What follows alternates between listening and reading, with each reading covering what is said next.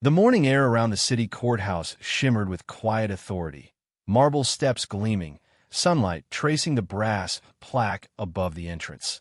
The Honorable Judge A. Cole presiding. But beneath that dignified calm, something darker stirred. Officer Victor Kane adjusted his badge in the reflection of a courthouse window. His jaw was tight, his smirk sharper than his freshly pressed uniform. Every inch of him radiated a kind of control born not of discipline, but of dominance. When he spotted her walking up the courthouse steps, a black woman in plain clothes, carrying a sleek briefcase, he didn't see a federal judge returning from a morning errand.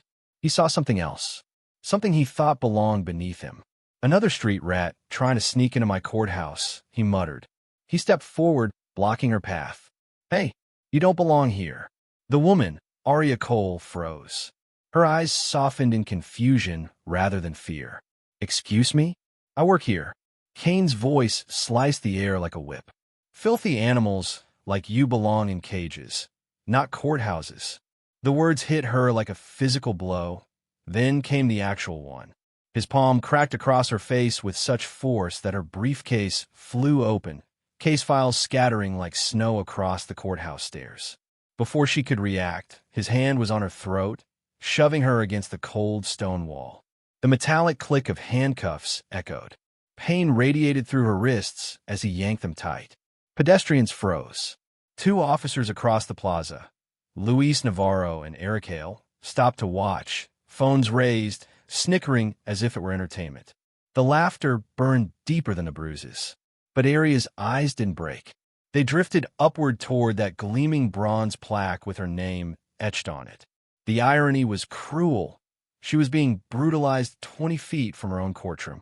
Have you ever seen karma forming in real time, sharp and merciless, waiting for its cue? Inside, the courthouse buzzed like a hive. Officer Kane straightened his uniform, composing himself before stepping into the courtroom. His voice carried the false calm of a man who had perfected the art of lying under oath. Your Honor, he began, addressing Judge Edwin Pierce, who sat pale and proper behind the bench.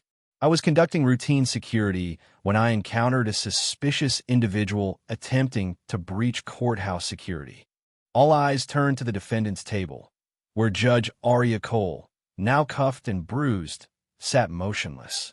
She was acting erratically, Kane continued, refused to identify herself, and became hostile. I used the minimum necessary force to protect the public. Judge Pierce nodded, seemingly convinced. Proceed. Kane's tone grew stronger, more self-assured with every lie. She carried stolen documents, legal files, official case notes, likely part of an identity theft or fraud scheme. From the gallery, Officers Navarro and Hale exchanged a smirk. They'd heard this script before. She even claimed to be someone important. Kane sneered. Told me she was a judge. Laughter rippled through the courtroom. I've seen this playbook before. Criminals pretending to be lawyers, judges, senators. Anything to dodge accountability. Judge Pierce leaned forward, intrigued. And you're certain she resisted arrest? Absolutely, Kane replied confidently.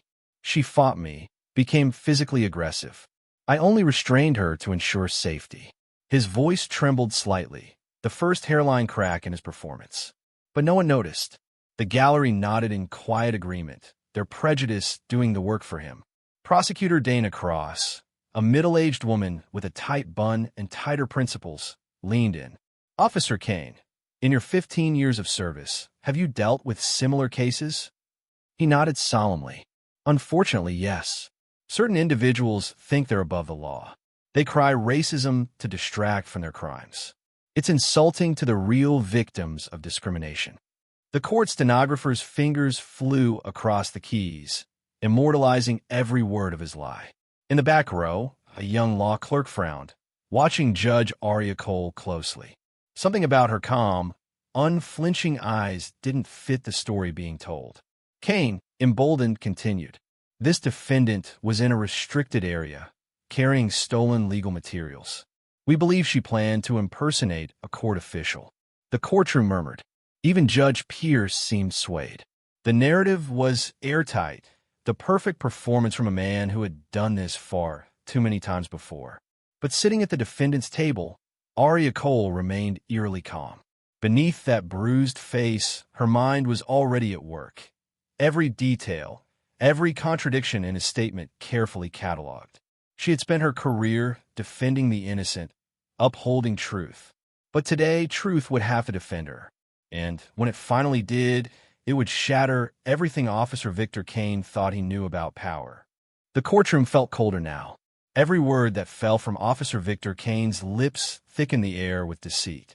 The gallery leaned forward in fascination, unaware they were watching a master manipulator spin a web around his own doom. Prosecutor Dana Cross rose from her seat, her tone dripping with sympathy. "Your Honor, it's clear this defendant fabricated her identity to evade security. The state recommends we proceed with charges of trespassing, resisting arrest, and assaulting an officer." The lies slid neatly into the record. Officer Kane's smile returned, thin, arrogant, certain. But while everyone else played their roles, Judge Aria Cole sat motionless, her fingers twitching against the cold steel cuffs. Her calm was unnatural, deliberate, the calm of someone who knew something no one else did. Judge Pierce adjusted his glasses. "Defendant, do you have anything to say before I rule on pretrial detention?" Aria's gaze rose slowly. Her voice, when it came, was measured and clear. "Yes, Your Honor, I do." A faint tremor passed through the courtroom. She stood, chains clinking softly, and faced the bench with quiet authority. "First, I'd like to correct several inaccuracies in Officer Kane's testimony." The prosecutor's lips twitched. The clerk stopped typing. Even Kane looked momentarily uncertain. Aria continued, her tone crisp, almost clinical. "He claims I was trespassing. I was walking on a public sidewalk, the one that leads directly to this courthouse's main entrance. The Supreme Court, in Hague v. CIO, ruled that sidewalks adjacent to government buildings are public forums." The court stenographer paused mid-stroke. Murmurs rippled through the gallery. Judge Pierce frowned. "You seem unusually familiar with legal precedent, Miss Cole," she said softly. "Dr. Aria Cole. And I assure you, Your Honor, I'm very familiar with the law." The prosecutor shifted in her seat. Something wasn't right. Aria's eyes landed on the pile of documents labeled evidence. "The papers found in my possession are not stolen. They're official case files and judicial memoranda, part of my docket for today's proceedings." Judge Pierce blinked. "Your docket?" Aria nodded slowly. "Yes, Your Honor. The docket I was scheduled to preside over at 9 a.m. this morning." The room went silent. A low murmur began in the back row. Officer Kane's confident mask began to slip. That's ridiculous," he stammered. "You're saying you're a federal judge," she finished for him, "appointed 23 years ago, and you assaulted me on my way to court." The words hit like a thunderclap. The prosecutor went pale. The clerk's mouth fell open. Even the stenographer froze. Judge Pierce looked utterly lost. This can't be." Bailiff Jonah Henders, who had been standing near the wall, suddenly straightened. He had seen her every morning for years. That face, that presence. He knew. Aria reached into her jacket pocket, drawing out a leather credential wallet. "Perhaps this will help clarify." The courtroom gasped as the gold judicial seal caught the light. "I am Judge Aria Cole," she said, voice steady and strong.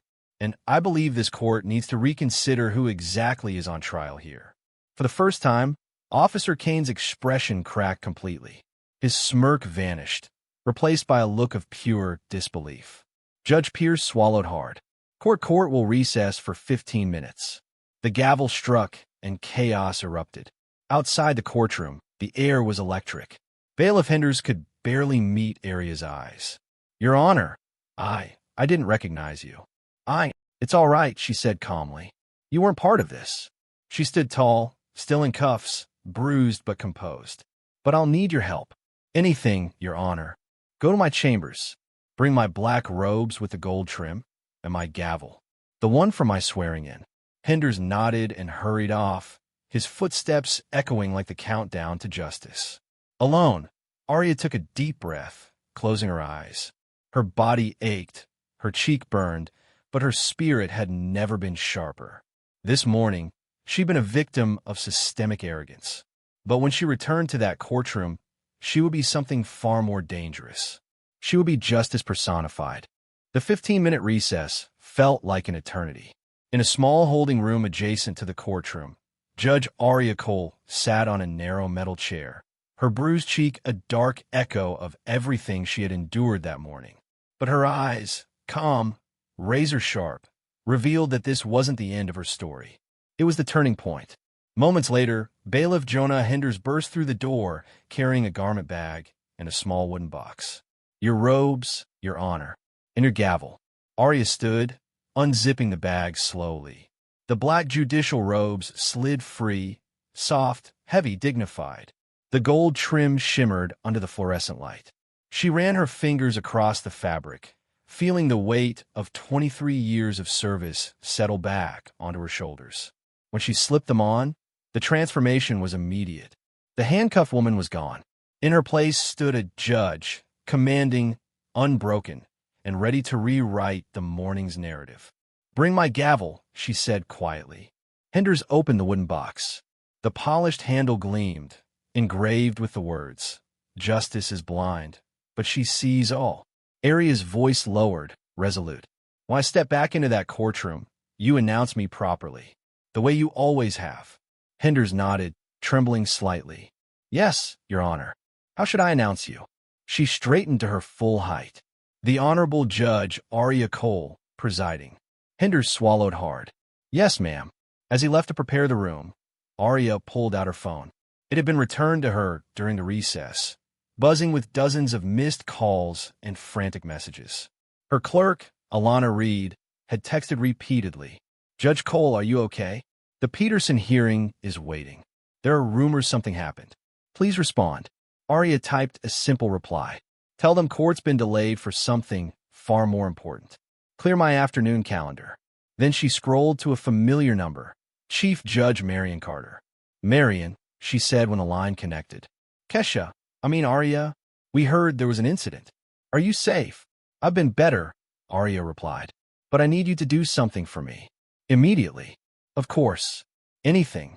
Contact courthouse security. Have them preserve all surveillance footage between 8:45 and 9:15 a.m. All cameras, all angles, and make multiple copies in different locations." There was a pause. "Arya, what's going on?" "A police officer named Victor Kane just testified under oath that he heroically subdued a dangerous intruder at this courthouse." "Oh my God." "Yes, and the intruder was me." Silence filled the line. Then a low, furious whisper. "Jesus Christ, Arya. Do you want me to call the FBI?" "Not yet," Arya said. "First, I need every case Kane has testified in for the past 5 years pulled and reviewed. Every single one. Start now." "It's done," Marion answered. "But you can't preside over this case yourself. There's a conflict." Arya's voice turned steely. "In about 10 minutes, Marion, I'm walking back into that courtroom in full robes. And when I do, Officer Victor Kane will finally understand what real authority looks like." The call ended. Henders reappeared, pale but resolute. "They're ready for you, Your Honor." Arya nodded once. "Then let's give them a civics lesson they'll never forget." When the double doors opened, the sound that followed would echo through courthouse history. "All rise," Henders boomed. The crowd stood instinctively. Prosecutor Dana Cross turned, her eyes widening in disbelief. Officer Kane straightened, confusion flickering across his face. "Court is now in session," Henders continued. "The Honorable Judge Aria Cole, presiding." The words hit the room like a detonation. Every head turned as Arya entered, clad in black robes edged with gold, her gavel gleaming in her right hand. The bruise on her cheek glowed like a badge of defiance. Her stride was calm, deliberate, lethal. Judge Edwin Pierce, still sitting where she belonged, stammered to his feet. Your Honor, I thank you for holding court during my delay." "Judge Pierce," Arya said evenly. "You may return to your own docket. I'll take it from here." Pierce nodded quickly, his face drained of color, and nearly tripped over his robe as he fled the room. Now only 2 people mattered, Judge Arya Cole and the man who had just realized he'd assaulted her. "Officer Kane," she said softly, "you may remain standing." He froze. His badge seemed suddenly heavier. His breath shallow. The predator from earlier was gone, replaced by a man realizing the ground beneath him was about to collapse. 2 hours ago, Arya said, her voice clear as glass, "You testified under oath in this courtroom. You claimed I was trespassing, unstable, aggressive. Do you recall those statements?" Kane nodded weakly, his lips barely moving. "Good, because we're about to revisit every single word. And this time, the truth will testify for itself." The silence in the courtroom was thick enough to feel. Every sound, a shuffled foot, a nervous breath, was swallowed by the weight of what was unfolding. Judge Arya Cole stood tall behind her bench, eyes locked on the man who had bruised her face and stained his own badge. "Officer Kane," she began evenly, "you told this court that I resisted arrest, that I was verbally aggressive, and that your body cam malfunctioned. Correct?" Kane's voice trembled. "Why, yes, Your Honor." "Let's test that story, shall we?" Arya reached beneath the bench and lifted a sleek tablet. The screen came alive with the courthouse security feed. The gallery collectively leaned forward, holding its breath. "This footage," she said, tapping the screen, "comes from courthouse security camera number 7. It captures the exact moment of our encounter." The video played in crisp, merciless detail. There she was, walking toward the courthouse steps with her briefcase. Then came Kane, stepping into her path, hand rising without provocation. The sound of the slap echoed through the courtroom speakers. Then the words, sharp, venomous, and immortalized forever. "Filthy animals like you belong in cages, not courthouses." A gasp rippled through the gallery. One of the jurors from a neighboring trial audibly whispered, "Oh my God." Arya paused the video, her expression unreadable. "Officer Kane," she asked quietly, "do you see any verbal aggression from me in this footage?" He said nothing. Any threats? Any resistance? Again, silence. His jaw quivered, but no words came. "Very well," she said, tapping the screen again. "Now, regarding the body cam malfunction you mentioned," a new video file appeared, a backup automatically uploaded to the county's cloud system. Kane's face drained of color. "This is your own body camera, officer," Arya continued. "Unedited. Restored from the internal backup you conveniently forgot existed." The courtroom lights dimmed slightly as the footage played. The sound came first, Kane's own voice, low and hateful. "Look at this one. Think she can just stroll in here. Time to teach her a lesson." Gasps turned into murmurs. Reporters in the back row scribbled furiously. "Pause," Arya ordered. The video froze with Kane's hand mid-strike, eyes burning with prejudice. "Would you care to explain this, officer?" He stammered something inaudible. "Because to me," she said coldly, "it looks like assault. And not just any assault. An assault on a sitting federal judge." The entire courtroom went still. The weight of that statement hung like a thundercloud ready to burst. Prosecutor Dana Cross, who had once nodded approvingly through his lies, now looked ready to disappear into the floor. Arya wasn't finished. "Officer Navarro." "Officer Hale." Both men froze where they sat. "You testified that Officer Kane acted with remarkable professionalism, correct?" Navarro swallowed hard. "Yes, ma'am." "Would you like to revise that testimony?" Neither spoke. "Perhaps this will help." Arya swiped to a new file. The screen filled with footage from Officer Hale's body cam. The audio alone was enough to shred their defense. "Dude's going off on this one," Hale said in the recording. "Think she's actually somebody important like she keeps saying?" Navarro's voice followed. "No, man. Look at her. Probably just another welfare case trying to scam the system." Their laughter filled the courtroom like poison gas. By the time Arya paused the video, several spectators had walked out in disgust. "Professionalism?" she asked softly. "That's what you call this?" Neither man dared look at her. Arya set the tablet down, the room now so quiet that her next words felt like a thunderclap. "For the record," she said, "this footage, along with Officer Kane's own testimony, will be entered as evidence in the official transcript. Officer Kane, you will answer for perjury, obstruction, and assault on a judicial officer." Kane's knees buckled. His entire career, 15 years of unchecked power, collapsing beneath the truth he had sworn to deny. Arya turned toward the courtroom gallery. For too long, this building has heard only one version of justice, the kind told by men who thought their badges made them gods. That ends today. Her eyes flicked back to Kane, trembling in his uniform. You once told me that people like me needed to learn their place. You were right about one thing, Officer Kane. She raised the gavel slightly, her voice cutting through the silence. Today, you're about to learn exactly what your place is. The courtroom's atmosphere had shifted entirely. No one dare move.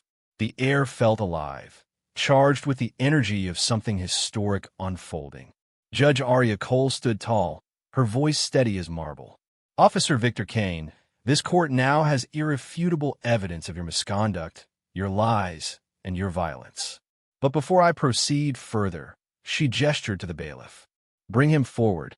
The bailiff obeyed. Kane stumbled toward the center, his legs barely supporting his weight.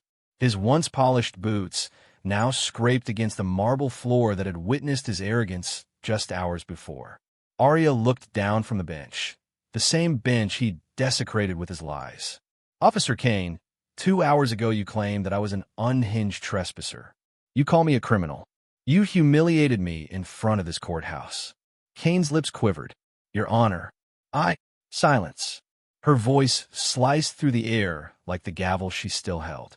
When you put your hand on me, when you call me an animal, when you drag me in cuffs through my own courthouse, you weren't enforcing the law. You were wielding hate. The prosecutor shifted uncomfortably, the color drained from her face. In the gallery, officers who once laughed now sat like statues, realizing they were witnessing the end of a man who once believed he was untouchable. Arya turned to the clerk. Enter into record. Body cam footage, courthouse security feed, and verified statements by officers Navarro and Hale. She faced Kane again. You've spent 15 years terrorizing the people you swore to protect. I have your disciplinary file right here. 47 complaints, all conveniently dismissed. She lifted a thick folder and let it drop on the bench with a sharp thud. 47 chances for the system to stop you. 47 failures. The courtroom erupted in hushed murmurs. Kane looked as if the floor might swallow him whole. Arya flipped through the pages. Complaint number 1. Mrs. Rosa Alvarez, age 63, allege you slammed her against her car during a routine traffic stop. Case dismissed. She turned another page. Complaint number 12. Jamal Carter, a high school student, claimed you planted drugs in his backpack. Case dismissed. Another page. Complaint number 23. Dr. Michael Lawson, a respected cardiologist, was arrested outside his own home because you didn't believe he lived there. Case dismissed. Her eyes met Kane's. Are you beginning to see the pattern? Kane opened his mouth, then closed it again. Arya continued, her tone relentless. Over 1,000 arrests in 15 years. 87% involving people of color. 63% involve the use of force. 40% dismissed due to constitutional violations. Tell me, Officer Kane, is that law enforcement, or is that a reign of terror? No answer came. She didn't need one. Do you know how much your behavior has cost the taxpayers of this county? She continued. $2.3 million in settlements. $2.3 million paid for your rage. Kane's attorney, a nervous public defender who had arrived late, tried to interject. Your Honor, I request. Denied, Arya snapped. You'll have your turn. She held up another document, his oath of office. Her voice grew solemn as she read aloud. I solemnly swear to support and defend the Constitution of the United States, and to faithfully and impartially discharge the duties of my office according to the best of my ability. Her eyes lifted from the paper. Faithfully and impartially. Tell me, Officer Kane, where in that oath does it say you may choose who deserves dignity based on the color of their skin? Kane's breath came in short, ragged bursts. Arya stepped down from the bench, walking toward him. Every footstep echoed through the silent room. What you did this morning wasn't a mistake. It was a revelation. You revealed what you truly are, not a protector of justice, but its enemy. She turned, addressing the gallery now, lawyers, reporters, officers, citizens. You've all heard about corruption in the justice system. Today, you've seen it laid bare. This is what it looks like when arrogance believes it can outlive accountability. Kane trembled. Please, I didn't know who you were. And that, she interrupted, is the problem. Her voice softened, almost pitying. You didn't care who I was. You just saw a black woman, and that was enough. For a long moment, silence reigned. Every eye was on her, the judge who had turned her own humiliation into the courtroom's reckoning. Then Arya lifted her gavel once more. Officer Kane, you once said people like me needed to learn our place. Today, you'll finally discover yours, under the full weight of the law you thought you controlled. The gallery sat frozen, a sea of pale faces, downturned eyes, and silent guilt.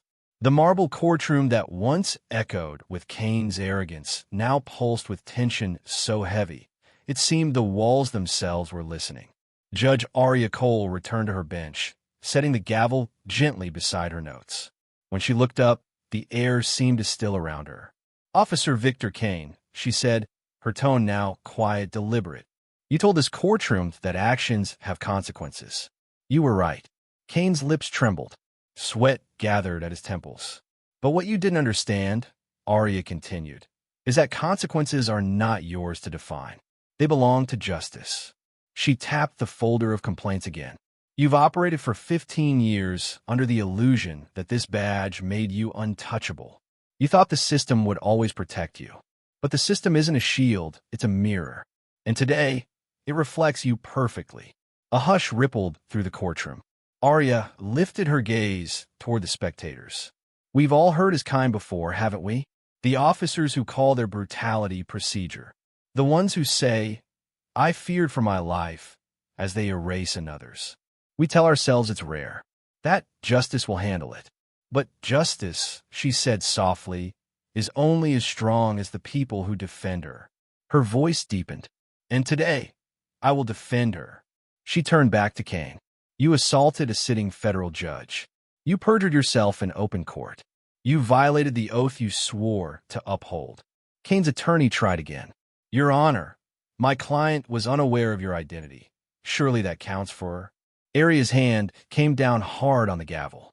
Crack. It counts for nothing. She rose, the gold trim of her robes glinting beneath the fluorescent lights. Ignorance of rank does not erase hate. You didn't attack a judge, Officer Kane. You attacked a human being. You attacked every citizen who ever trusted this courthouse to protect them. The tension snapped into silence again. Even the air seemed to hold its breath. Arya picked up her tablet once more, swiping to another file. For the record, she said, this morning's footage has been reviewed by the Chief Judge's Office and the FBI's Civil Rights Division. You were already under investigation for patterns of racial bias. You just made their work easier. The color drained from Kane's face completely. Arya leaned forward slightly. This wasn't an isolated incident. It was the inevitable result of unchecked arrogance and institutional blindness. For years, your superiors ignored the warnings. They dismissed the complaints. They said there wasn't enough evidence. But this morning, Officer Kane, you gave us evidence so clear it's poetic. Her voice softened into something dangerously calm. You call me an animal. You said I belonged in a cage. Tell me, how does it feel now to sit in one? Kane's hands twitched in his lap. His lawyer whispered something, but he wasn't listening. His eyes darted toward the exits, searching for an escape that didn't exist. Arya pressed on. You claimed to uphold the law, yet you weaponized it. You took the power meant to protect and turned it into a tool of humiliation. But today, the balance returns. She motioned for the bailiff. Remove his badge. The room gasped. Jonah Henders stepped forward slowly, his eyes heavy with sorrow. He reached for Kane's chest and unclipped the badge, the metallic symbol that once defined his authority, and laid it gently on the prosecution table. The sound of it landing was louder than a gavel strike. Arya's voice lowered. That badge does not represent justice anymore. It represents every life you bruised, every truth you buried, every time you thought no one was watching. She stepped closer, her tone almost mournful. "Do you know what I see when I look at you, Officer Kane? I see a man who believed fear was power. But real power." She touched the bruise on her cheek, faintly visible beneath the courtroom lights. "Real power is restraint.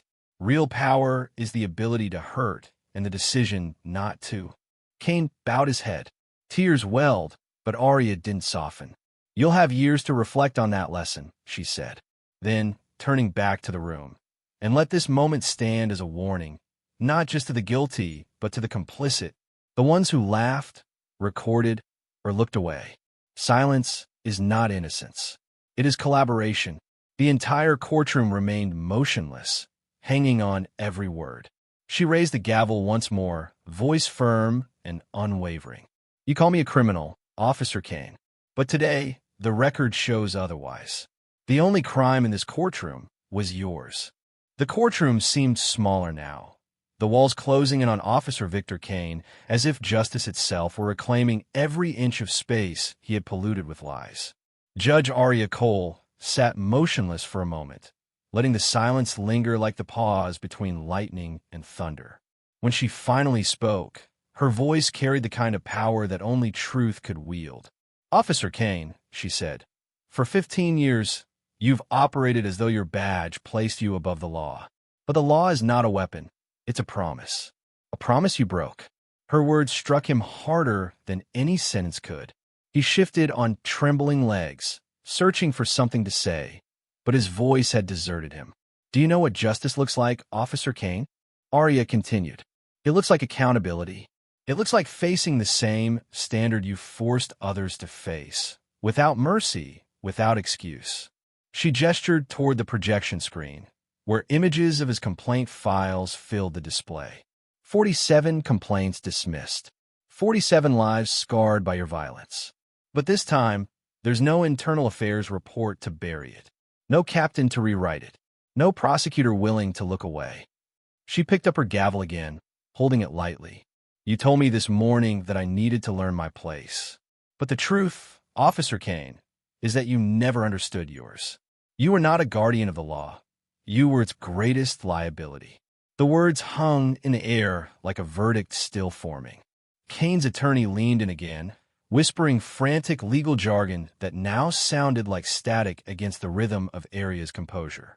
"Your Honor," the man began nervously, "given the emotional circumstances, perhaps recusal might be considered." Arya's eyes sliced toward him. "Recusal?" she repeated. "When a man assaults a judge and then lies about it under oath, justice doesn't recuse herself. She rises." The gallery erupted in soft murmurs of agreement.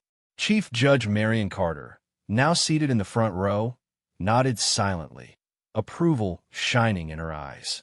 Arya rose once more, pacing slowly before the bench. "I've reviewed every case you've testified in during the last 5 years, Officer Kane.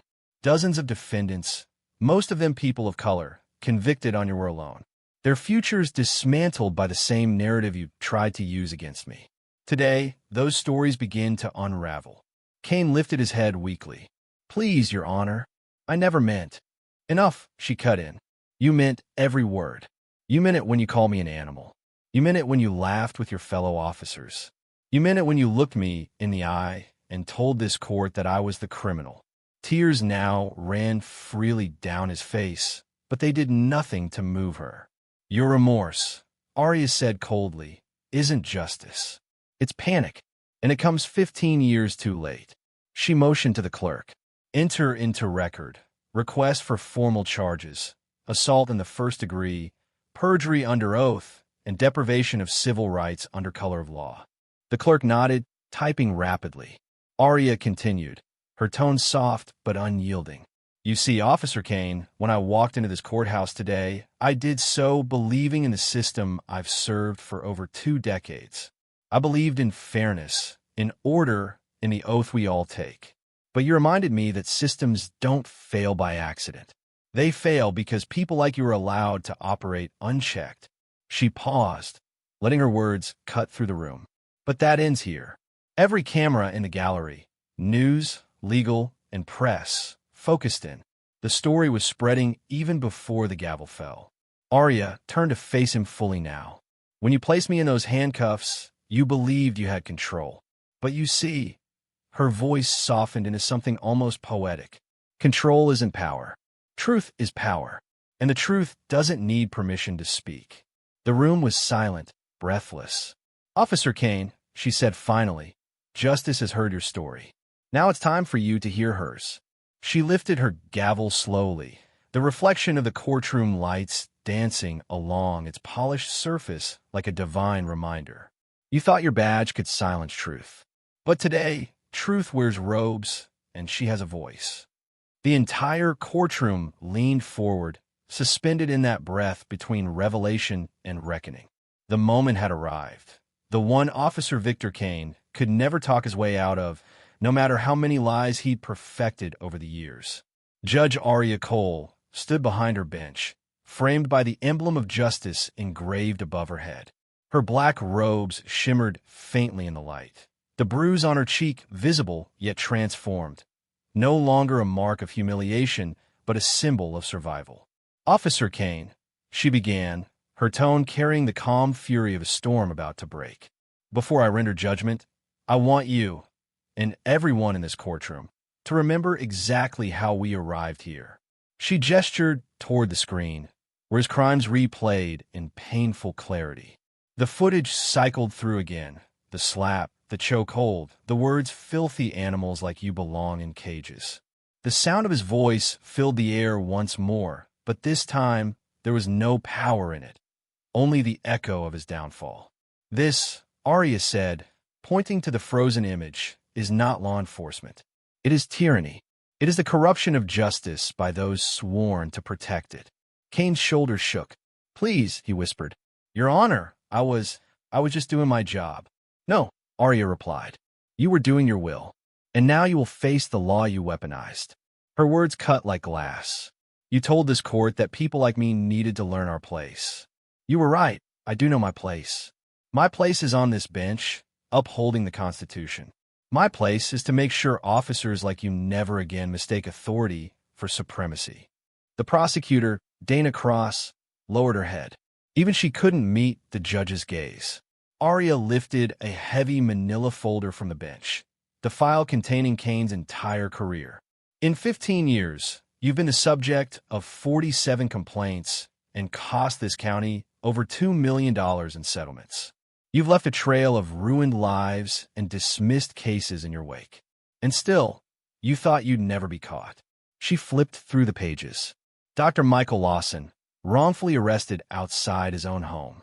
Jamal Carter, drugs planted in his bag. Rosa Alvarez, slammed into her car hood. 47 stories buried under paperwork and silence. Until now, the gallery sat motionless. The hum of the lights sounded louder than breathing. Arya closed the folder. Officer Kane, your name appears on a federal watch list. The FBI's Civil Rights Division has been monitoring your conduct for months. What you did today merely confirmed what they already suspected. Kane's attorney's pen slipped from his hand, clattering to the floor. You thought this courtroom was your stage, Arya continued. But today, it's your mirror. And what it reflects is everything you try to hide. She looked him in the eye. You believed your badge could protect you, but that badge is gone. You believe your lies could save you, but those lies are now evidence. And you believed I was powerless. Her tone hardened. You were wrong about everything. The weight of her words crushed him. His tears fell freely now, unrestrained, as if each one carried the ghosts of the people he'd wronged. Arya raised the gavel. Victor Kane, you are guilty of assault in the first degree, guilty of perjury under oath, and guilty of depriving a citizen and a federal officer of her civil rights under color of law. Kane's lawyer closed his eyes in resignation. The judge's voice echoed like thunder. You are hereby sentenced to 25 years in federal prison without the possibility of parole. A collective gasp filled the room. Kane's legs gave way, and he crumpled into his chair. The same marble floor he dragged others across now reflected his ruin. Arya looked out at the crowd. This verdict is not just for me. It's for every voice silenced by corruption. For every mother who buried a child without justice. for every citizen who feared the law instead of trusting it. Reporters scribbled wildly, flashes of cameras igniting like bursts of lightning around her. She lifted her chin. Justice is not blind to the truth, Officer Kane. She only waits until she can see it clearly. Her gavel came down hard. Crack. And with that sound, years of buried voices rose in silent vindication. But as the courtroom erupted in murmurs of awe and disbelief, Arya remained still, her expression unreadable. Because she knew this wasn't just the end of one man's corruption. It was the beginning of a reckoning that would ripple far beyond these walls. And when justice finally awakens, she never sleeps again. 6 months later, the courthouse steps gleamed beneath the morning sun. The same steps where Judge Arya Cole once bled, humiliated and handcuffed. Now, her name shimmered in bronze above the entrance. The Justice Arya Cole Federal Courthouse. The inscription below read simply. Here, Justice finally found her voice. Inside those walls, the echo of her gavel still lived. The day she turned from victim to victor, from silence to the sound of reform. Officer Victor Kane now sat behind bars in a federal penitentiary, 25 years to remember the badge he disgraced. His days were quiet, stripped of the authority he once abused. He no longer shouted orders. He waited for them. In that silence, the man who once put others in cages finally understood what it meant to live inside one. But Arya's verdict had unleashed more than punishment. It had sparked transformation. The FBI's Civil Rights Division completed a sweeping investigation. 12 officers were terminated, 4 high-ranking supervisors charged, and the entire department placed under federal oversight. For the first time in decades, accountability had a face, and it wore a robe. The 432 cases tainted by Kane's testimony were reopened. Innocent men and women walked free. Families wept in courtrooms as names once buried in case files were cleared. The county paid out 8.7 million Nigerian nairas in compensation, not as silence money, but as an apology to those who had been silenced. New policies emerged. Mandatory dual backup systems for all body cameras. Independent civilian oversight for police misconduct. Automatic federal review for any assault involving judicial personnel. And through it all, Judge Arya Cole became a national symbol of courage and reform. Law schools invited her to speak. Civil rights organizations echoed her words. In lecture halls and auditoriums, her voice carried the same clarity it had that day in court. Justice delayed is justice denied, but justice delivered is justice for all. Her story became the cornerstone of documentaries, editorials, and discussions across the nation. But Arya herself avoided the spotlight. For her, it was never about fame. It was about balance, restoring the scale she had sworn to protect. In the very courtroom where she was assaulted, the young law clerk Alana Reed, now a rising civil rights attorney, stood before a new class of students, recounting the story. She showed the world, Alana said, that power doesn't rest in the badge or the bench. It rests in truth. Meanwhile, officers Navarro and Hale, whose laughter had once filled that same room, now sat on trial for conspiracy and obstruction of justice. Their mocking words had become evidence. Their downfall was as public as their cruelty had been private. The footage of Judge Cole's ruling, the thunder of her gavel, the moment Kane's face fell, had become a most-watched courtroom video in history, surpassing 50 million views in 3 months. Comments poured in from every corner of the world. Finally, someone stood up. She didn't just deliver justice, she embodied it. This is what real courage looks like. But for Arya, the truest moment came quietly. One late evening, long after the cameras and crowds were gone, she walked back into that courtroom alone. The lights were dim, the bench empty. She ran her hand along the smooth wood, remembering everything, the slap, the cuffs, the humiliation, the moment she rose.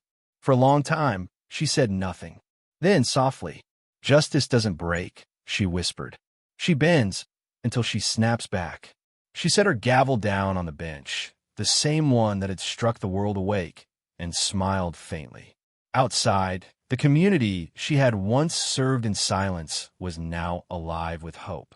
People gathered for monthly forums on legal rights and community safety. Children played on the courthouse lawn beneath a new mural, a depiction of a woman in black robes, raising her gavel toward the sky, light radiating from behind her. And somewhere in the quiet of his cell, Victor Kane might have heard about it, might have seen her face on the news again, calm and unwavering. If he did, perhaps he finally understood. Power isn't in force. It's in fairness. And justice, real justice, always finds her way home. Because sometimes justice doesn't just wear a blindfold. Sometimes she wears a bruise. The sun rose over the courthouse, the same building that once witnessed injustice in its rawest form. But this time, the morning light carried something new, vindication. Where humiliation had stood, honor now reigned. Where fear had once ruled, truth now lived. Judge Aria Cole stood before a packed courtroom, not as the woman once shackled in front of her own bench, but as a living symbol of redemption. The halls that once echoed with prejudice now hummed with purpose. Every eye fixed on her carried respect. Every whisper carried hope. Her gavel rested lightly in her hand, the same one that once thundered through the nation, its engraved words now etched into history. Justice is blind, but she sees all. She spoke, her voice both commanding and compassionate. Justice doesn't rest in titles or uniforms. It rests in truth. It lives in every choice we make when no one is watching.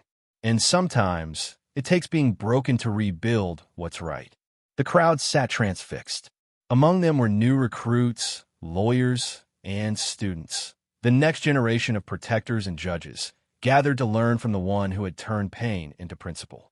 For too long, Aria continued, we thought justice meant silence, that if we stayed neutral, we were fair.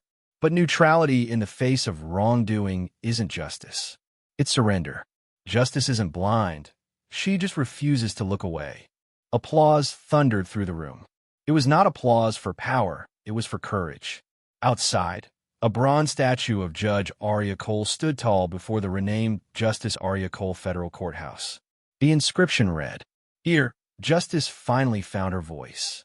From that day forward, reform rippled across the nation. Police training redefined accountability. Courts embraced transparency. Citizens found the courage to speak again. In every corner of the justice system, her name became shorthand for integrity. Cole protocols, they called them, systems built to prevent what she endured from ever happening again. But for Aria, the true victory was quieter. Late one evening, she sat alone in her chambers, the hum of city lights reflecting off her window. Her fingers traced the faint bruise that had long faded, but whose memory still burned bright. She whispered to herself, almost like a prayer, "Power didn't make me strong. Pain did. Truth did. Justice did." Thunder rolled softly in the distance, not a threat, but a promise. Because when justice finally speaks, the world listens.